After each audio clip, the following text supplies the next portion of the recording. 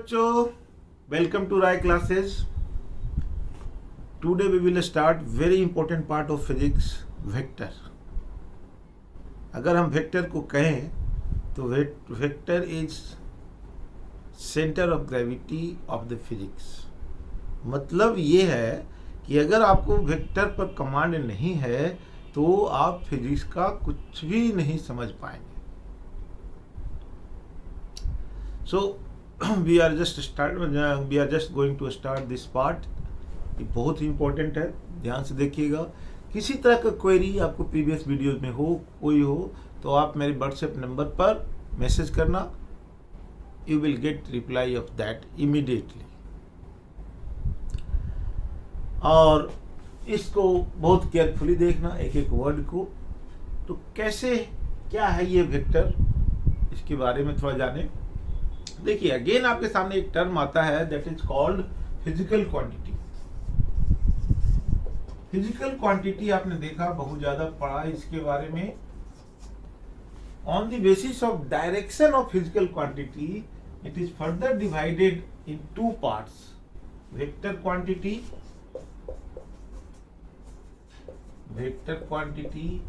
And मतलब direction. अगर criteria बनाए, डायरेक्शन को अगर क्राइटेरिया बनाए तो फिजिकल क्वांटिटी दो पार्ट में डिवाइड होगा। एक है वेक्टर क्वांटिटी एंड दूसरा है scalar quantity. Second one is scalar quantity. अब देखिए, वेक्टर क्वांटिटी क्या है। वेक्टर क्वांटिटी में क्यों रिक्वायरमेंट हुई इसका, वेक्टर की अलग से पढ़ने की क्या जरूरत पड़ गई। देखो, अगर एक प्रैक्टिकल एग्जांपल मैं दूं, पूछूं आपसे कि this person is moving with speed 10 metre per second, मान लो ऐसा मैंने बोल दिया।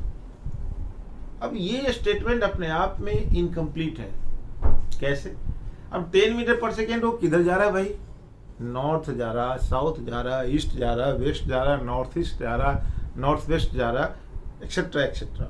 आपके मन में क्वेरी आएगा तो इनकम्प्लीट स्टेटमेंट हो गया। कंप्लीट स्टेटमेंट क्या है? Suppose I tell the person is moving with speed 10 metre per second in north direction. आप एग्जैक्टली समझ जाओगे, यानी इसमें आपको कुछ समथिंग इज रिक्वायर्ड।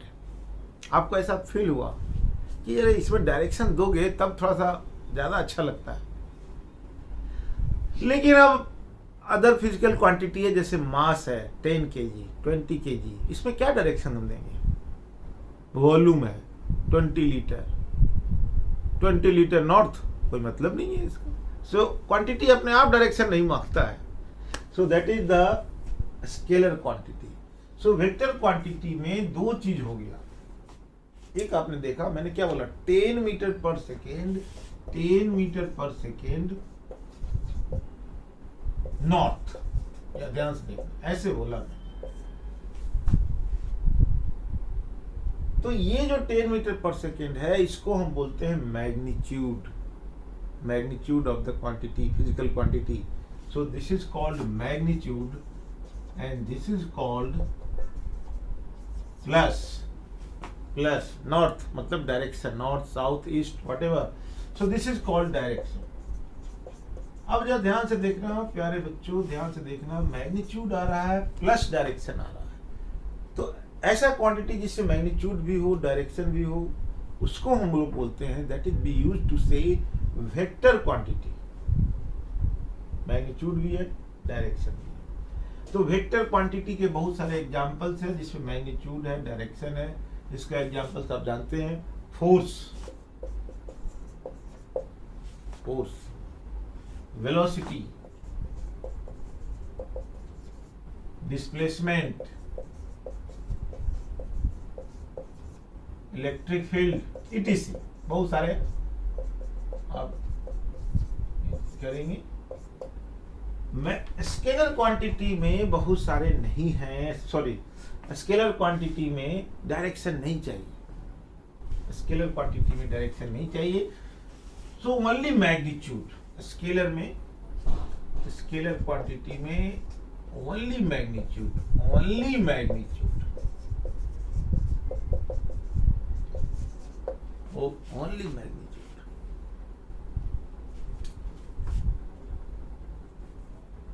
एक ही, नो डायरेक्शन। इसके बहुत सारे एग्जाम्पल आपको मिलेंगे, you will gate a lot of example for that. क्या एग्जाम्पल रहे हैं आप खुद जानते हैं। एग्जाम्पल वर्क, मास, डिस्टेंस, इटीसी। ये स्केलर क्वांटिटी का है, बहुत सा मिल जाएंगे आपको, अभी आप देखते जाएंगे। मतलब पूरा फिजिकल क्वांटिटी इधर स्केलर, इधर मैग्नीट्यूड, सॉरी वेक्टर। स्केलर में ओनली मैग्नीट्यूड, नोट करना, ओनली मैग्नीट्यूड, और वेक्टर में मैग्नीट्यूड प्लस डायरेक्शन। अब जा देखना कि स्पेशली हम लोग बोले आपको कि हम लोग वेक्टर क्वांटिटी पढ़ने जा रहे हैं, तो किसी वेक्टर क्वांटिटी को कैसे हम रिप्रेजेंट करते हैं। Representation of vector quantity,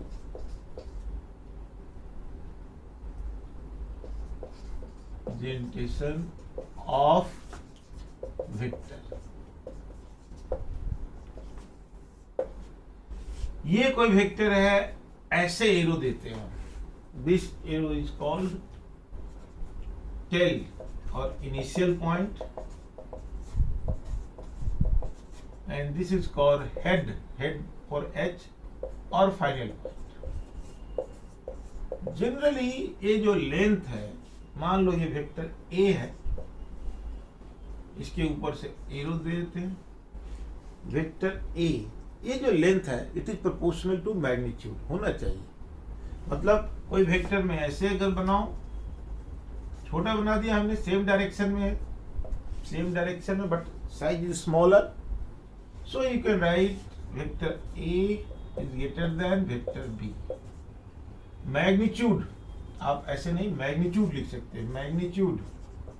magnitude of vector A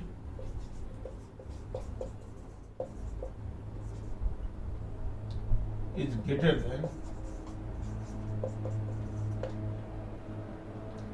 than magnitude of vector b।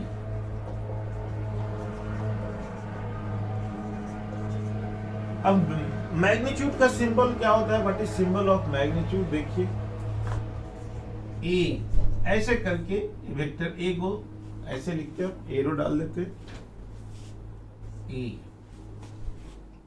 This is magnitude. दोनों तरफ से लाइन ड्रॉ किया, so magnitude of A, vector A, और ये बी है, magnitude of vector B, like that.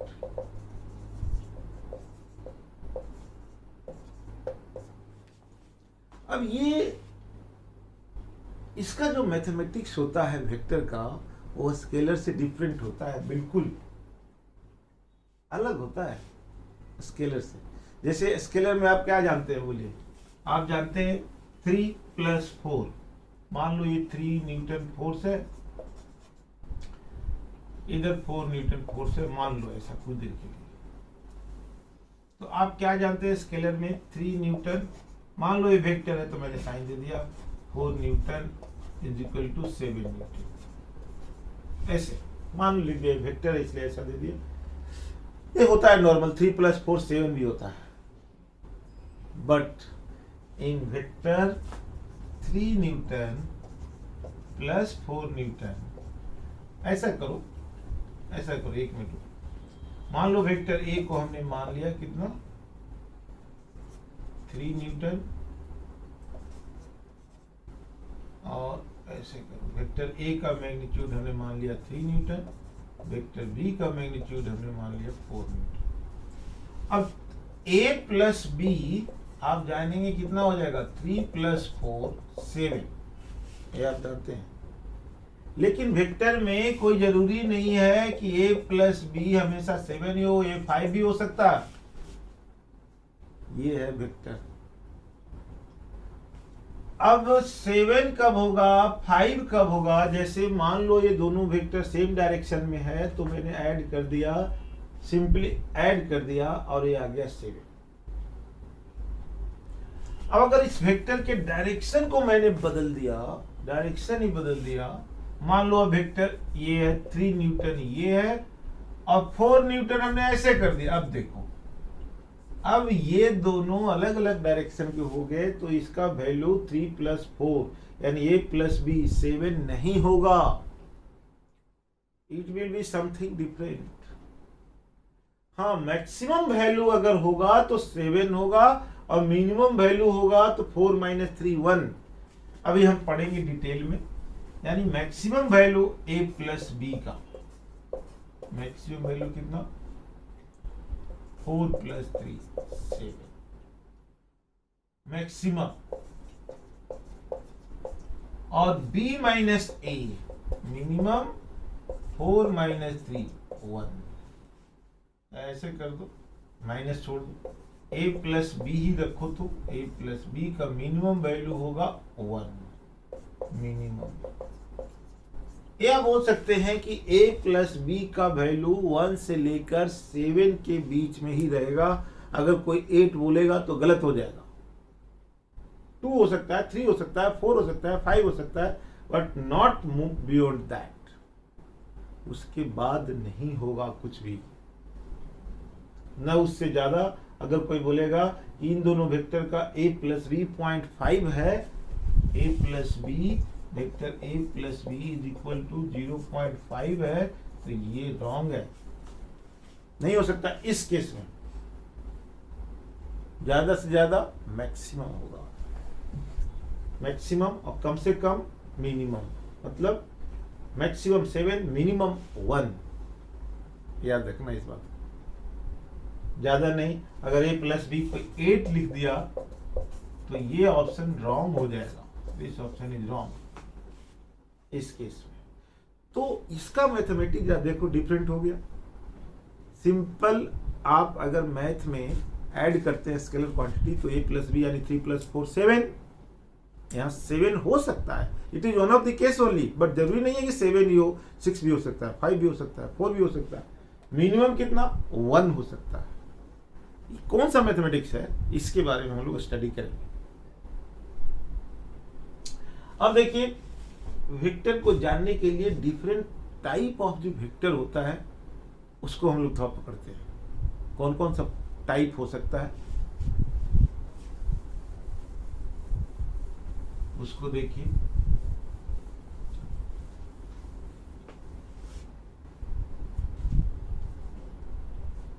Type of vector बच्चों जरा देखिए। तो अभी तक हम लोगों ने देखा कि वेक्टर में दो चीज होता है, मैग्नीट्यूड होना चाहिए और डायरेक्शन होना चाहिए। डायरेक्शन नहीं है तो इनकम्प्लीट है, वो वेक्टर नहीं हो सकता। अब देखिए टाइप ऑफ वेक्टर में पहला टाइप अगर हम देखें तो equal vector.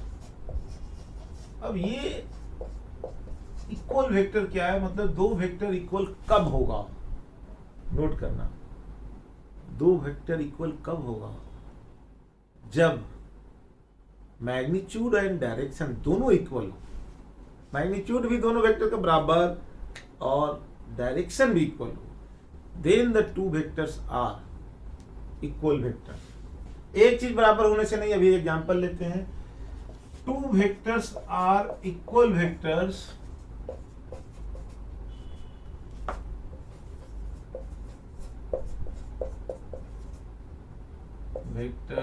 if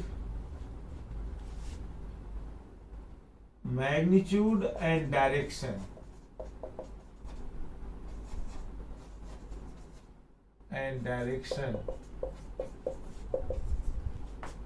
of both the vectors are same।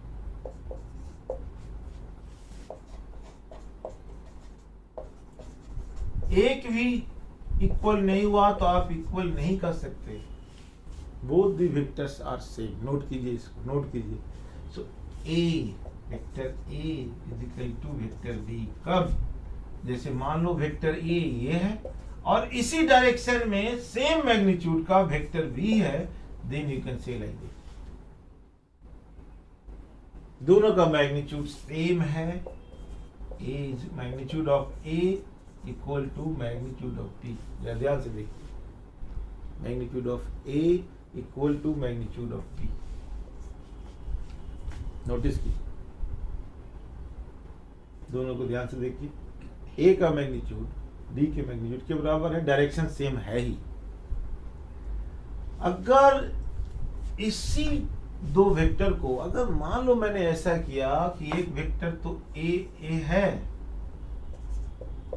मान लो ये 5 न्यूटन का वेक्टर है, 5 न्यूटन, डायरेक्शन इधर है, मैग्नीट्यूड 5 न्यूटन है। दूसरा वेक्टर एग्जैक्टली 5 न्यूटन ही है, बट डायरेक्शन इधर है। इस वेक्टर का नाम अगर ए दिया हुआ है और इसका बी दिया हुआ है, तो मैग्नीट्यूड दोनों का बराबर है, इक्वल टू 5, एंड बी का भी इक्वल है, that is equal to also 5 Newton.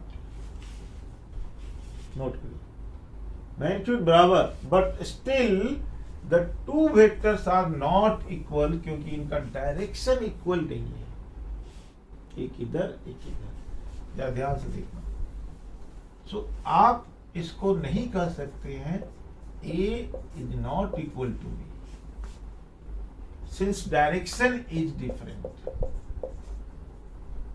एक इधर है, एक इधर है, since direction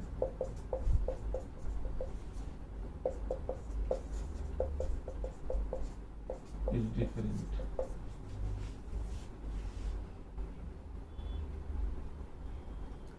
डायरेक्शन डिफरेंट है, तो ये हुआ इक्वल वेक्टर की कहानी। अब आप देखिए, बहुत से में आप टाइप का अनदर टाइप देखते हैं। इक्वल वेक्टर में आपने देख लिया, दो वेक्टर को तभी इक्वल बोलेंगे जब इसका डायरेक्शन और मैग्नीट्यूड दोनों, यानी 5 newton force acting in north direction is not equal to 5 newton force acting in east direction, नहीं इक्वल है, क्योंकि एक ईस्ट है एक नॉर्थ है, 5 न्यूटन तो बराबर है। अब देखिए,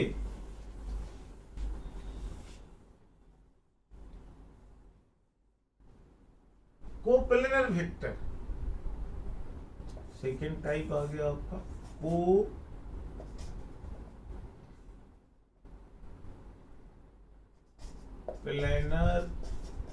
वेक्टर। ये सिंपल सा है, vector in one plane, vector in one plane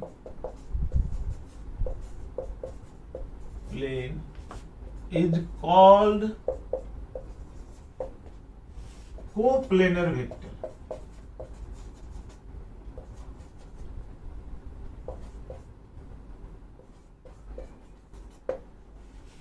अब ये प्लेन है, मान लो बोर्ड है, ये जो आप बोर्ड देख रहे हैं, this is one of the plane.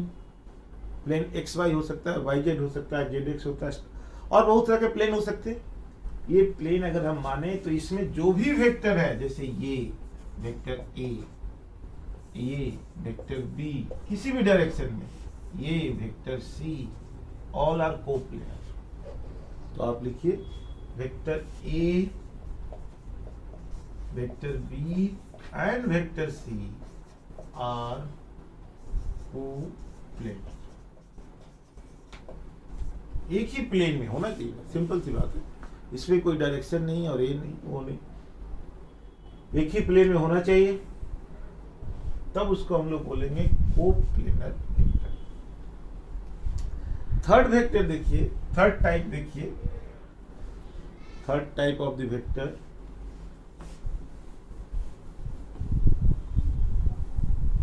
Third type unit vector. अब नाम ही इसका बता रहा है यूनिट वेक्टर। क्या है unit vector? A vector having magnitude 1 unit is called unit vector. A vector having magnitude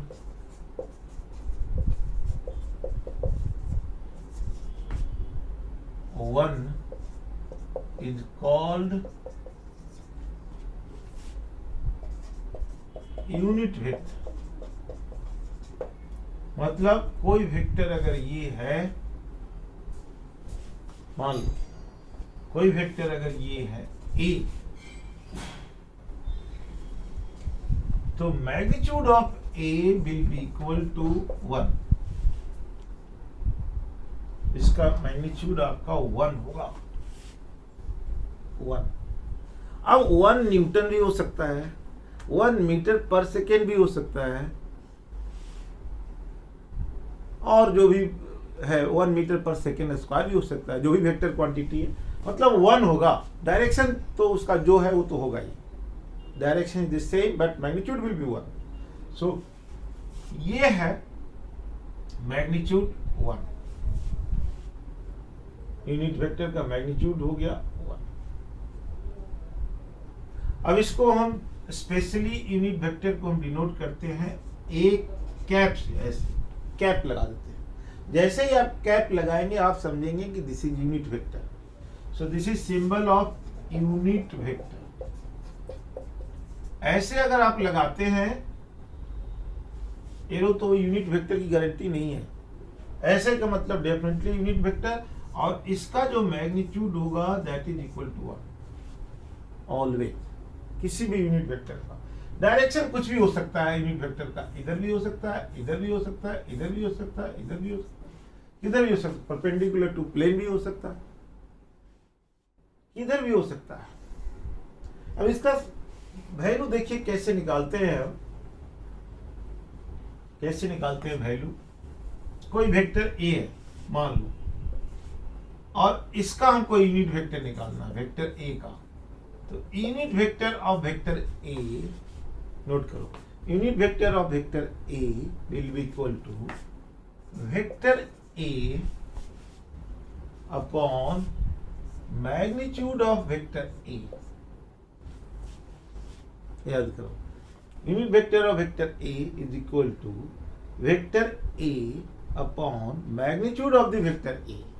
अब देखो ए वेक्टर, इस ए में क्या है, इस ए में डायरेक्शन भी है, मैग्नीट्यूड भी है, दोनों है। अब तुमने मैग्नीट्यूड से डिवाइड कर दिया तो मैग्नीट्यूड अपॉन मैग्नीट्यूड 1 हो गया, और डायरेक्शन में तो कोई अंतर पड़ता नहीं डिवीजन से। सो डायरेक्शन सेम है, मतलब अगर हम कहें वेक्टर ए का और यूनिट वेक्टर ए का, vector A and unit vector A have same direction, कोई इसमें दिक्कत नहीं है, दोनों का डायरेक्शन सेम होगा, डायरेक्शन में कोई प्रॉब्लम नहीं है। वेक्टर ए का और यूनिट वेक्टर ए का सॉरी डायरेक्शन सेम होगा, नोट करो। अब ये कितना एडवांटेज देता है ये, जैसे फ्यू डायरेक्शन को स्टैंडर्डाइज किया गया है, स्टैंडर्डाइज कि भाई इस डायरेक्शन वाले को हम ये बोलेंगे। जैसे अगर कोई एक्स एक्सिस इसको हम मांगते हैं, तो अगर कोई एक्स एक्सिस की तरफ जा रहा है तो इधर का यूनिट वेक्टर है आई कैप, आई के कैप लगा दिया, ठीक है ना। तो इसका मतलब है कि पार्टिकल मूव कर रहा है एक्स एक्सिस की तरफ, या फोर्स लग रहा है एक्स एक्सिस की तरफ। इसका वैल्यू क्या हो जाएगा, मैग्नीट्यूड 1। फिर उसी तरह से अगर हम वाई एक्सिस लें, वाई एक्सिस इसका स्टैंडर्ड है, मतलब आप आई कहोगे तो एक्स एक्सिस की तरफ, नोट कर लेना। वाई का कहेंगे तो ये हो जाएगा इसका जे कैप।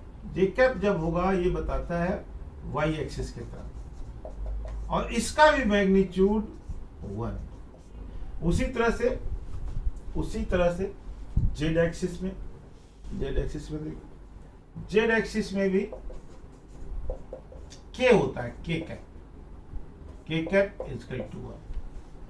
तो अगर मैं आपसे बोलूं कि पर्टिकुलर पर्सन, केवल इतना बोलूं, आप इसको देख लो, आई कैप एक्स एक्सिस मतलब unit vector, J cap Y axis unit vector, K cap Z axis unit vector.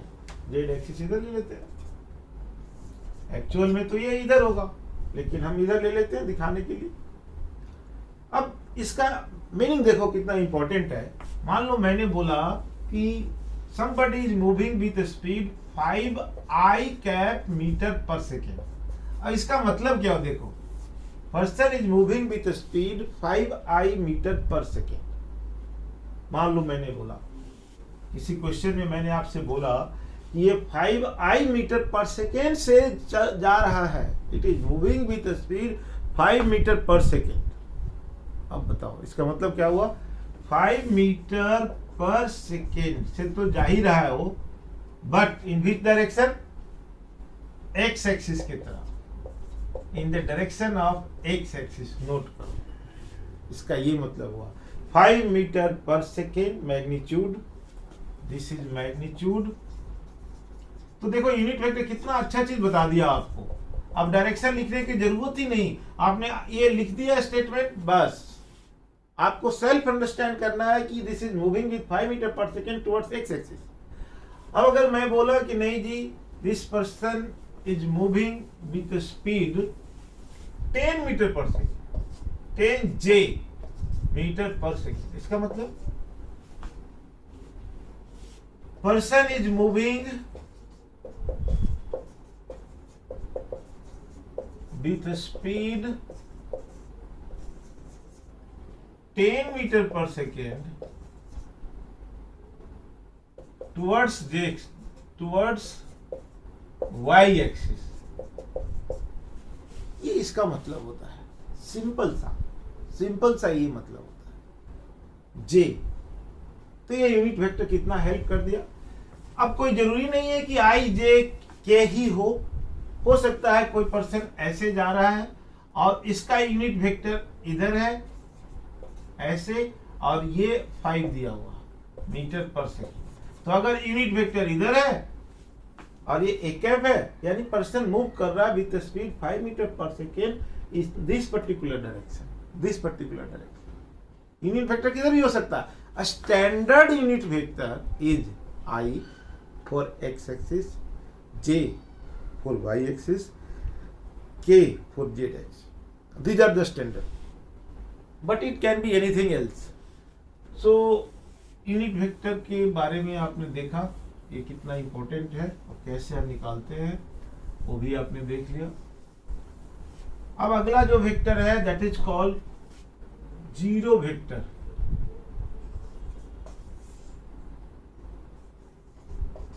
Zero vector और नल वेक्टर। क्या है ये जीरो वेक्टर? जीरो वेक्टर का नाम ही जीरो है यार। जीरो वेक्टर का magnitude zero. Zero vector has zero magnitude. Note कर लो इसको, जीरो वेक्टर है जीरो मैग्नीट्यूड। जीरो वेक्टर का को फिजिक्स में जीरो हम केवल ऐसे नहीं लिख सकते, ये रॉन्ग है, ये स्केलर क्वांटिटी हो गया। जीरो ऐसे, जैसे मान लो मैंने बोला vector A minus vector A is equal to zero, ये स्टेटमेंट है लिखने का तरीका। A minus A is equal to zero. तो जीरो वेक्टर का मैग्नीट्यूड तो जीरो हुआ, बट डायरेक्शन कोई फिक्स नहीं है। Direction is not determined. Direction is not determined. Direction is not determined. अब देखिए डायरेक्शन इसका फिक्स नहीं, जीरो वेक्टर है। डायरेक्शन कुछ भी, जैसे मान लो कुछ देर के लिए वेक्टर ए इधर और माइनस वेक्टर ए भी ए इधर ही, ए माइनस ए, जीरो किधर जाएगा? इधर जाएगा। जीरो किधर जाएगा? ए माइनस ए इधर ही, फिक्स नहीं है, मैग्नीट्यूड जीरो है। अब ए इधर कर दिया हमने और फिर ए इधर कर दिया, ए माइनस ए। अब देखो जीरो वेक्टर इधर चला गया।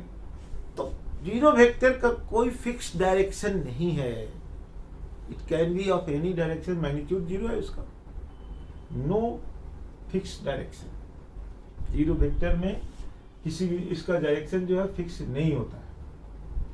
अब देखिए अगला जो वेक्टर है that is called negative vector.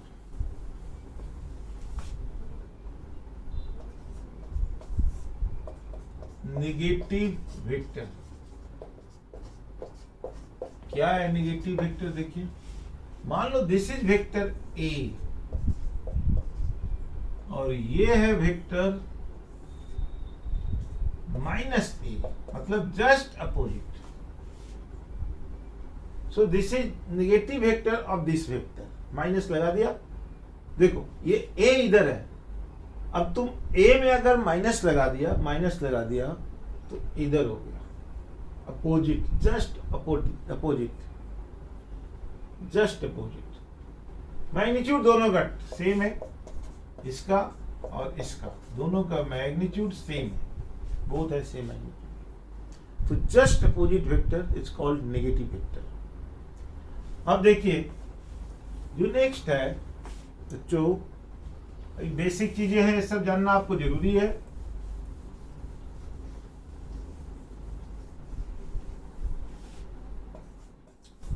Collinear vector,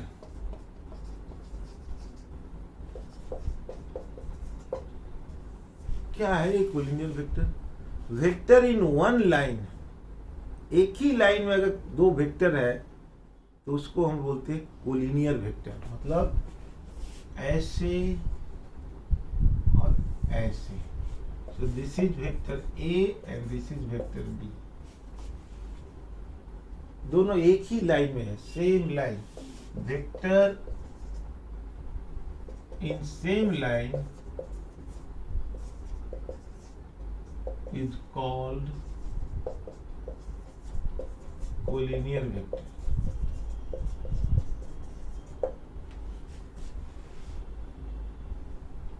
एक ही लाइन में, और कुछ विशेष इसमें है नहीं कि आपको ज्यादा बताएं, एक ही लाइन में वेक्टर होता है। अदर आपका है पैरेलल एंड एंटी पैरेलल, वो आप जानते ही हैं, parallel vector and anti parallel vector, नाम ही बता रहा है। ऐसे, एक ऐसे और दूसरा भी ऐसे। मान लो ये ए है वेक्टर और ये बी है, तो ए इज पैरेलल टू बी, आप लिख सकते हैं। लेकिन अगर ए ऐसे है और बी ऐसे है, तो these are A and B are opposite है, मतलब एंटी पैरेलल।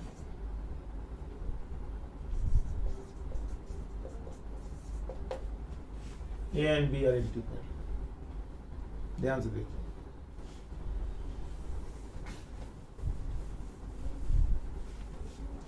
अब देखिए एक और कैटेगरी है, बढ़ा सकते हैं आप, फिक्स्ड वेक्टर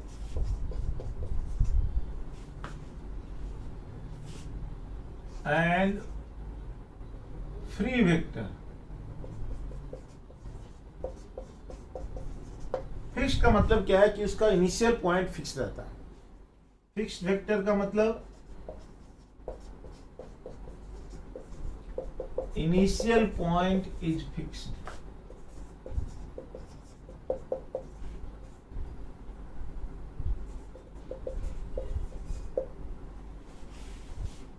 जैसे अभी आप पढ़ेंगे, इनिशियल पॉइंट जिसका फिक्स है, जैसे किसी पॉइंट पर कोई पॉइंट है, ये फोर्स लग रहा है और ये पॉइंट फिक्स्ड है, तो ये फिक्स्ड वेक्टर हो गया। पॉइंट फिक्स्ड पॉइंट है, ये फिक्स्ड पॉइंट है। और कोई पार्टिकल है, अब पार्टिकल का जो कोऑर्डिनेट है वो तो फिक्स रहेगा ना, पार्टिकल रेस्ट में है मान लो, तो कोऑर्डिनेट है, इस कोऑर्डिनेट को हम बोलते हैं पोजीशन वेक्टर। सो पोजीशन वेक्टर और फिर पार्टिकल। पोजीशन वेक्टर क्या बोलते हैं? कोऑर्डिनेट को ही वेक्टर में बोलते हैं, पोजीशन बताएंगे आपको। जैसे इसका कोऑर्डिनेट है x, y, ये पार्टिकल यहाँ पर है, जैसे मैं ही पार्टिकल हूँ, मैं यहाँ पर खड़ा हूँ, मेरा पोजीशन इस ओरिजिन से मेरा पोजीशन फिक्स्ड है, मैं मूव नहीं कर रहा हूँ। सो ये जो वेक्टर बन गया, दिस वेक्टर इज, जो वेक्टर बना this vector is fixed vector. अब कहीं फोर्स ही लगा रहा है, कोई बॉडी है, मान लो कुछ देर के लिए सीलिंग है, इसमें ब्लॉक लगा दिया हमने एल, ये टी है, ये एम जी है। अब ये टी भी फिक्स्ड है, एम जी भी फिक्स्ड है, सो दीज आर फिक्स्ड। यहां से जो टेंशन लग रहा है पढ़ेंगे डिटेल। टेंशन जो यहां है दैट इज आल्सो फिक्स्ड, ये भी फिक्स्ड है। देख लीजिए फिक्स्ड है। फ्री वेक्टर मतलब मूविंग वेक्टर,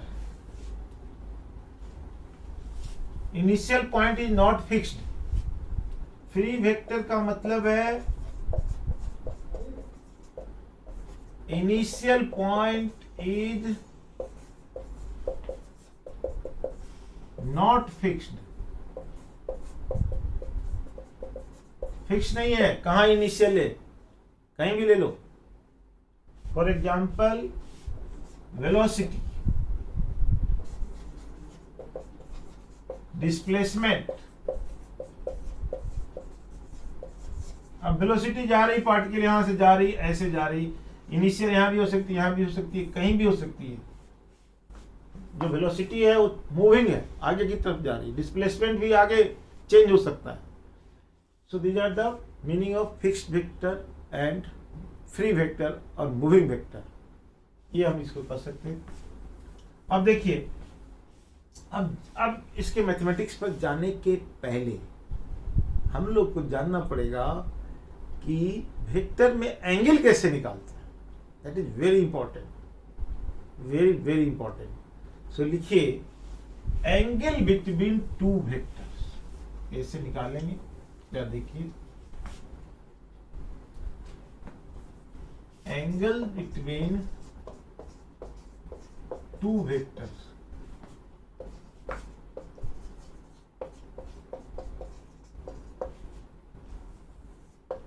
ध्यान से देखना क्या तरीका है निकालने की। मान लो मैंने एक वेक्टर दिया आपको ए,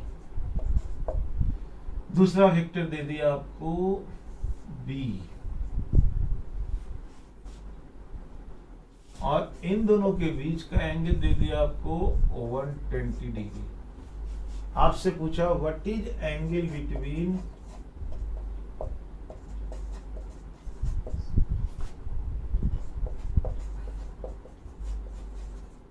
vector A and vector B, ये आपसे पूछा। What is angle between vector A and vector B, ये मैंने पूछा। क्या लग रहा है, देखने में लग रहा है 120 degree, but this is angle. Answer मान लो आपने दिया 120 डिग्री, मान लो आपने बोला, this is wrong answer. A vector में एंगल नहीं है।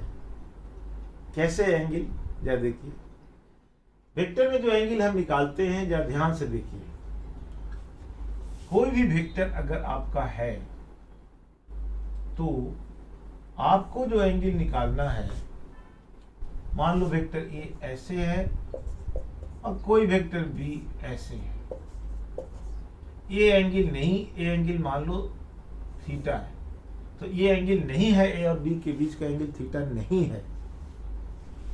क्या करेंगे, तरीका क्या निकालने का, याद रखिए। तरीका ये है कि वेक्टर जो एंगल जो हम लेंगे वो या तो दोनों वेक्टर के टेल और टेल के बीच में होना चाहिए, या हेड और हेड के बीच में होना चाहिए। यानी उस पॉइंट से दोनों वेक्टर बाहर निकले या इन हो। अब देखो, एक वेक्टर इस वाले पॉइंट पर एंगल निकालना है आपको, ध्यान से देखना। इस वाले पॉइंट पर एंगल निकालना है। इस वाले पॉइंट पर एक वेक्टर तो एग्जिट कर रहा है आउट, और दूसरा वेक्टर इन हो रहा है।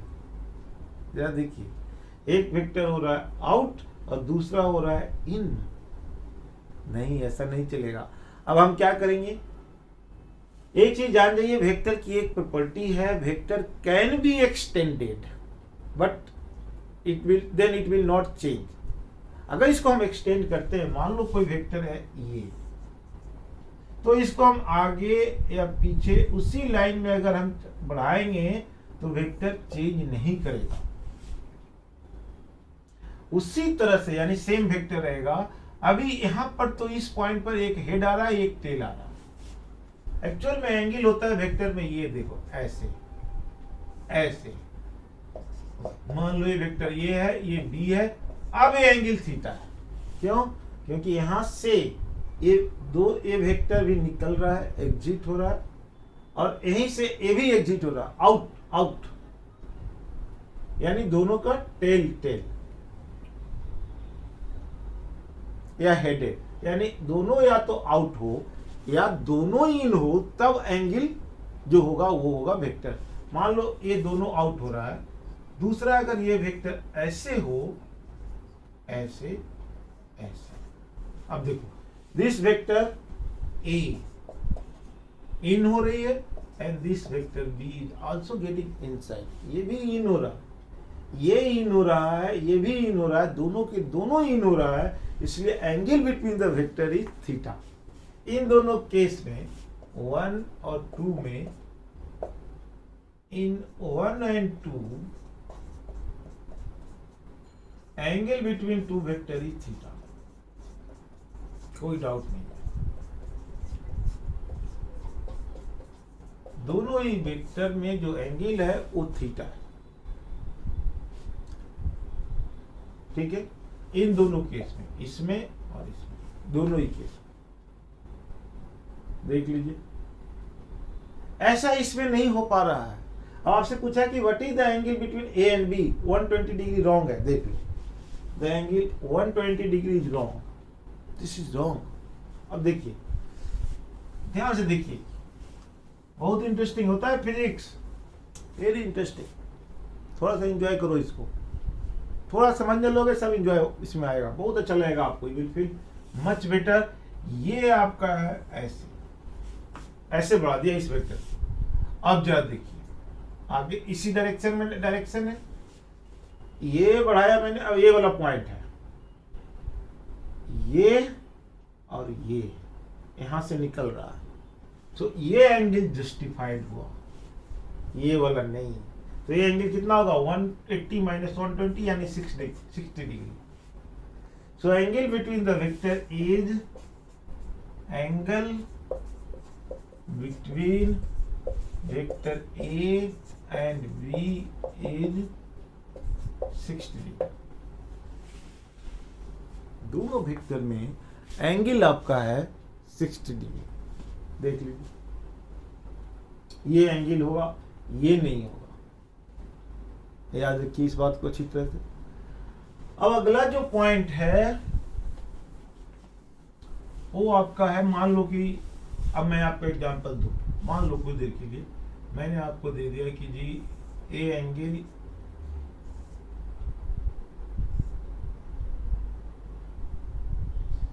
45 है, ये वेक्टर ए है और ये वेक्टर बी है, ये बोल दिया मैंने।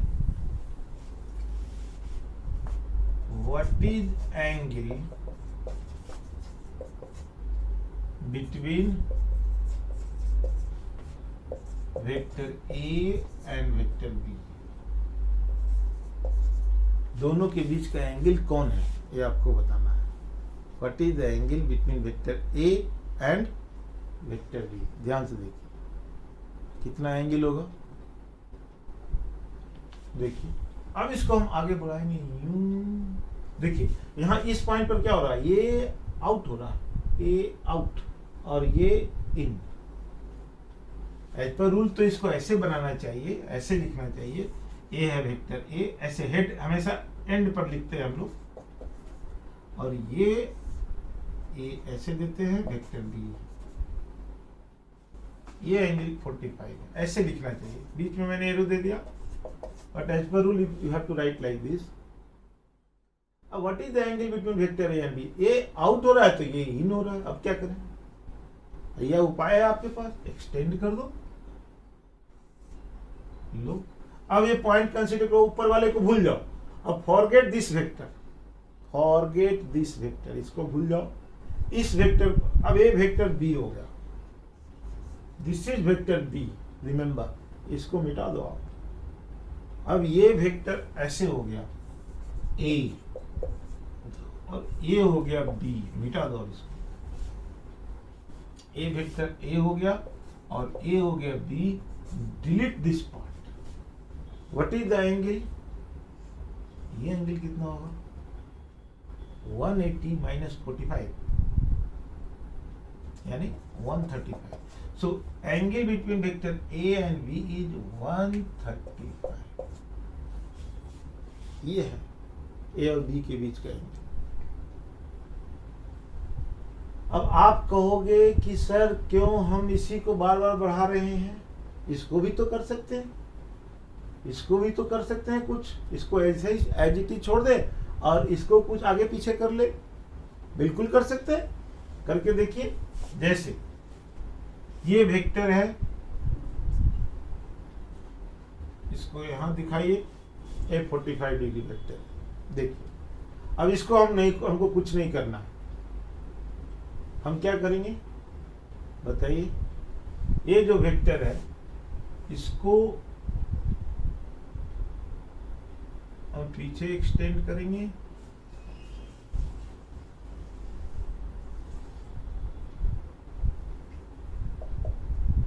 ये वेक्टर ये हो गया. अब जरा देखिए तो ये वेक्टर जो है आपका ऐसे आ गया और ये वेक्टर एक मिनट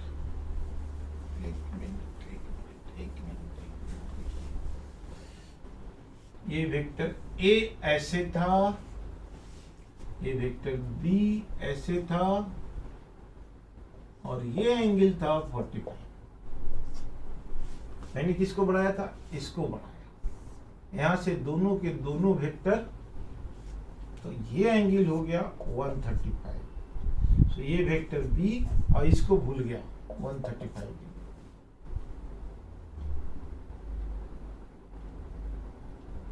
अब अगर मैं इसको छोड़ दूं, इसको सेम छोड़ दूं, ये देखिए ये है वेक्टर B है, ये वेक्टर A है. अब मैं इसको अगर छोड़ दूं, इसको बढ़ा दूं आगे ऐसे, इसको एज इट इज छोड़ दूं. B को पहले बढ़ाया था, इस बार B को मैं सेम छोड़ दिया. तो अब जो एंगल आ गया ये देखिए, ये यहाँ B हो गया और यहाँ A हो गया. दोनों इन हो रहे हैं, दोनों इन हो रहे हैं. सो A एंगल लेंगे. A एंगल भी कितना हो गया 135 डिग्री. तो कोई जरूरी नहीं है कि एंगल निकालने के लिए हम एक ही वेक्टर को, किसी एक को बढ़ाएं. दोनों को बढ़ा सकते हैं, बढ़ा सकते हैं, एक्सटेंड कर सकते हैं. कंसेप्ट एक ही है कि द पॉइंट जहां पर एंगल बन रहा है वहां से या तो दोनों वेक्टर बाहर निकले, एक्सपैंड करे, या दोनों वेक्टर वहां पर इन करे. दोनों वेक्टर वहां पर इन करें. ये आप कर सकते हैं. दिस इज द, यही बेसिक कंसेप्ट है एंगल निकालने का. अब अगर ये एंगल, कौन सा एंगल निकालते हैं हमेशा याद रखिए, जो angle between the two vector, angle between two vector हमेशा लेते हैं 0 डिग्री लेस देन थीटा 180 और 0 से के बीच में लेते हैं. 180 और 0 के बीच में लेते हैं एंगल, उससे ज्यादा एंगल नहीं लेते. जैसे मान लो कि एक वेक्टर ऐसे है और एक ऐसे है, ये दोनों निकल रहे हैं. अब ऐसे देखो, अगर ये थीटा है, मान लो ये 60 degree angle between two vector, सही है. दोनों यहां से निकल रहे, दोनों के दोनों, तो दोनों निकल रहे हैं तो हम ये एंगल भी तो ले सकते हैं ऐसे करके. ये वाला दोनों एग्जिट हो रहे हैं तो ये एंगल भी तो पॉसिबिलिटी है, यानी 360 माइनस 60 यानी 300. ये भी तो ले सकते हैं. यहां से उठाया, इधर चले गए, या तो ये ले ले या तो ये ले ले. तो लेकिन हम लोग angle between the two vector लेंगे, that will be always less than 180 degree. तो ये मोर देन 300 मोर देन 180 हो गया. सो ये पॉसिबल नहीं है, दिस इज नॉट पॉसिबल। तो ये एंगल हम लोग नहीं लेंगे। अब मैथमेटिक्स ऑफ वेक्टर बच्चों हम लोग करेंगे। मैथमेटिक्स ऑफ वेक्टर्स में आएगा addition, mathematics of vector, mathematics of vector ये हम लोग करेंगे अगले क्लास में। एडिशन, सब्ट्रैक्शन, मल्टीप्लिकेशन और सब बहुत सी चीजें हैं जो कंसेप्चुअल पार्ट है। सो हम लोग करेंगे। आज बेसिक था, ओनली बेसिक रूट था केवल वेक्टर का। अभी हम लोग बेसिक समझने की कोशिश करेंगे। वेक्टर 1 था ये, this was vector 1। Now vector 2, vector 3, vector 4। फिर लास्ट में हम लोग करेंगे बहुत सा अलग अलग टाइप का आईटी में आया हुआ क्वेश्चंस, नीट का क्वेश्चंस, डिफिकल्ट क्वेश्चंस। कभी भी किसी तरह का आपको डाउट होता है किसी भी टाइम में, कभी भी आप व्हाट्सएप करो, फोन करो, जो भी करना है करो, और इमीडिएटली कॉल करके आंसर को आप मेरे से आंसर आपको क्विक मिलेगा, quick reply, you will get the answer. Okay बच्चों, thank you very much. Study करते रहिए, एंजॉय कीजिए।